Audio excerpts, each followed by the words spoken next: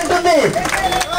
అందుకనే మీరంతా 20 రోజులుగా జిల్లా కేంద్రాల్లో ధర్నాలు చేస్తూ ఉంటే, సమ్మె చేస్తూ ఉంటే, కనీసం హైదరాబాద్ కేంద్రంలో మీ యొక్క ఆకలి కేకలు వినిపించాలని చెప్పి ఇవాళ టీపీటీఎఫ్ ఇక్కడ ధర్నా నిర్వహిస్తుంది. ఈ ధర్నాలో ఎవరెవరు మాట్లాడారు, ఎవరెవరు రూపుమాపాలని కోరుకునే ముఖ్యులంతా ఇక్కడికి వచ్చి మీకు మద్దతుగా మాట్లాడుతూ ఉన్నారు. అయితే ప్రభుత్వాలు మాత్రం దీన్ని పెడచెవిన పెడుతూ ఉన్నాయి. కానీ వాళ్ళు అనుకుంటే మాత్రం రెగ్యులరైజ్ చేస్తా ఉన్నారు. దీన్ని ఒకటి మీరు బాగా అర్థం చేసుకోవాలి. ఈ విద్యా రంగంలో వ్యక్తి చాకిరీ మనకే ఎక్కువగా ఉంది, సమగ్ర శిక్షలో మాత్రమే ఎక్కువగా ఉంది. కానీ ప్రభుత్వము, కేంద్ర ప్రభుత్వం పథకంతో నడుస్తున్నటువంటి ఇంకా కొన్ని స్కూళ్ళు కూడా ఉండేటి. ఏమిటవి అంటే, ప్రతి మండలంలో కూడా మీతో సమానంగా ఒక 12 సంవత్సరాల క్రితం కొన్ని పాఠశాలలు వచ్చినాయి. ఏమిటో చెప్పగలరా? ఆదర్శ పాఠశాలలు. ఏమంటారు వాటిని?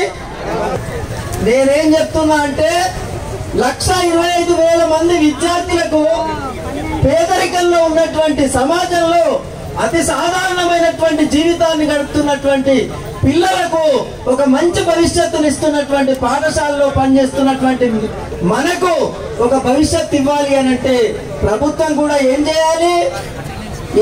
ఇప్పుడు విలీనం చేయాలి. ప్రభుత్వంలో విలీనం చేస్తే ఆటోమేటిక్ గా రెగ్యులరైజ్ అయిపోతుంది. ఇప్పటికే 5 రాష్ట్ర ప్రభుత్వాలు ఈ నిర్ణయం తీసుకున్నాయి. హిమాచల్ ప్రదేశ్ ప్రభుత్వము 2015లో మొదటిసారిగా ఈ సర్వశిక్ష అభియాన్, ఆ రోజు సమగ్ర శిక్ష అభియాన్ అనే పేరుతో నడుస్తున్నటువంటి దాన్ని వారి రెగ్యులేషన్ కోసము మరి నిర్ణయం తీసుకుంటే కేంద్ర ప్రభుత్వము ఒక కొందరు ఏం చేశారంటే హైకోర్టులో వేశారు. హైకోర్టులో వేస్తే ఆ రోజు పార్లమెంట్ లో ఒక చర్చ జరిగింది 2015లో. ఈ సమగ్ర శిక్ష ఉద్యోగులకు మీరంతా కూడా కేంద్ర ప్రభుత్వం వాటా ఇస్తుంది 60%, రాష్ట్ర ప్రభుత్వం వీళ్ళని రెగ్యులరైజ్ చేసుకోవచ్చా అనేటువంటి ఒక ప్రశ్న అయితే అప్పుడు మరి పార్లమెంట్ లో ఒక సమాధానం వచ్చింది. ఏమిటది? రాష్ట్ర ప్రభుత్వాలే సొంతంగా వాళ్ళు నిర్ణయం తీసుకోవచ్చు, రెగ్యులరైజ్ చేసుకోవచ్చు అనేటువంటిది ఆ రోజు ఇచ్చింది.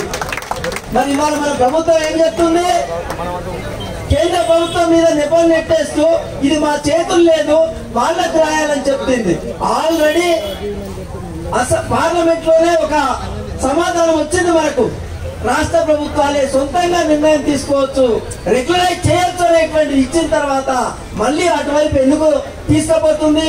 వాళ్ళపైన నెపం పెట్టడానికి గల కారణం ఏమిటి అంటే, సంఖ్యలో ఎక్కువ ఉన్నటువంటి వాళ్లకు బడ్జెట్ కేటాయించి